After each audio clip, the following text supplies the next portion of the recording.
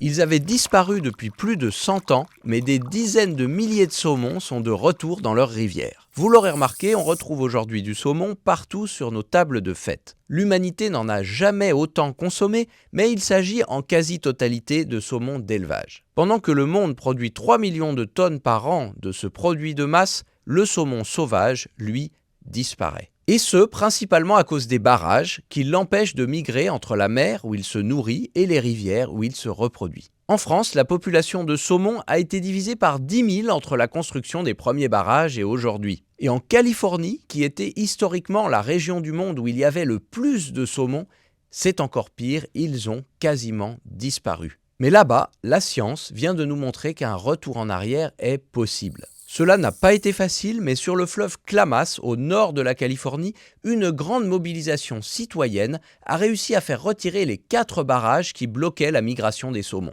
Il a fallu pour cela 20 ans de combats acharnés menés par les représentants du peuple autochtone des Yurok, pour qui le saumon est non seulement une nourriture de base, mais aussi un élément culturel et spirituel majeur. Alliés aux pêcheurs et à toute une équipe de scientifiques, hydrobiologistes, techniciens de rivière, ils ont obtenu le retrait des barrages puis assuré la continuité de la rivière en 2024. Et cette année, le miracle, plus de 18 000 saumons ont remonté vers les sources, sur 500 km depuis l'océan, pour venir se reproduire dans leur zone de frayère ancestrale. Et au-delà de cette belle histoire de résilience d'une espèce sauvage, cette résurrection nous montre que les nouveaux travaux de restauration des rivières fonctionne. Au prix de quelques gigawatts d'électricité de barrage en moins, les milliers de saumons bénéficieront aux espèces qui en dépendent pour leur survie, comme les ours ou les orques, et à toute une économie de pêche pour les humains. C'est donc gagnant-gagnant, un modèle qui pourrait s'appliquer dans de très nombreux grands fleuves, en particulier